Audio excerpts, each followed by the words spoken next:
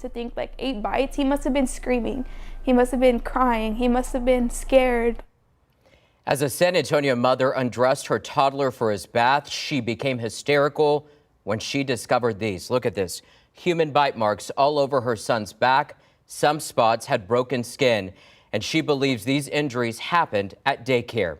Well, the next day, her family called KENS 5 to share their story. They sat down with reporter Elisa Nieves, who looks into the history of this East Side child care facility.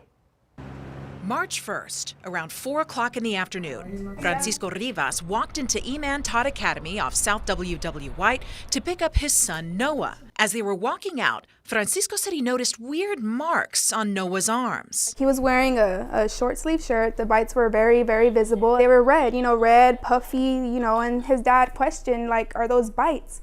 And the lady that brought him out was like, oh my God, those are bites. The family says the employee went back into the main area of the daycare where parents are not allowed and returned a couple of minutes later. And said, we don't have an incident report. We don't know what happened. The teacher that was watching him left early. We were short staffed. We could give you the incident report in the morning. And he was just like, well, y'all don't have it right now. And she was just like, no, because we can't fill it out ourselves. It has to be the teacher that was watching him. Noah's mom, Victoria Delgado, said Francisco didn't want to make a scene, so he brought Noah home to wash the wounds and apply some ice. Later that night, Victoria sat Noah on the bathroom counter. I took off his shirt, and good thing like the mirror was behind him, so when I was pulling up his shirt, I saw in the reflection the 6 bites on his back. State policy requires a child care facility to file an incident report whenever a child is injured. Parents must also be notified of less serious injuries, such as bites, as soon as they pick up their child. Them changing him, feeding him, they didn't see those visible bites all day, and they didn't call us and ask like, hey, did your son have bites? Victoria says she immediately called the daycare. From the director of the daycare, she was apologizing. She said she didn't know what happened. She wasn't there on the premises, and that she would, watch the video and try to figure out, what happened. Victoria took Noah to the emergency room where a doctor prescribed him a week's worth of antibiotics. The doctor did say that they are child bites. She filed a report with SAPD at the Children's Hospital of San Antonio. In a preliminary report, police say they were called there by a mother who said when she picked up her 2-year-old son from a local daycare, she observed that her son had multiple bite marks on his body. Victoria also called CPS to report the daycare. And he can't talk. He's only a year old. I can't ask him, like, who hurt you, The family said the daycare director promised to reach out again the following day. They say they're still waiting for that call. We had put him in there previously, took a break because we couldn't afford it.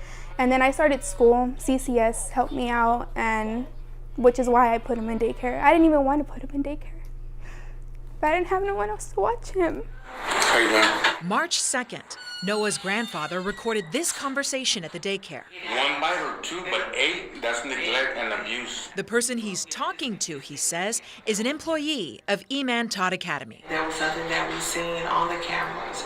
We even had our state person that just left from here to review, and there was nothing seen on there. For Texas facilities licensed to care for 13 or more children, there are ratio rules daycares must follow. This chart from the minimum standards for child care centers shows the mandatory ratio depends on the child's age.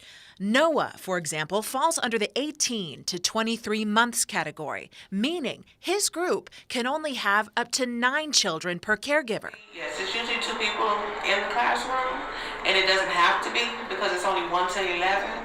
And yesterday, I believe it was only 10 children. And so it was 1 teacher in there instead of 2.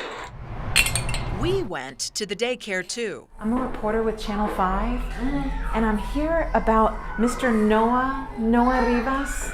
The family said that he got these bite marks here, and I was wondering if I might be able to talk with someone. No, we're not able to talk right now.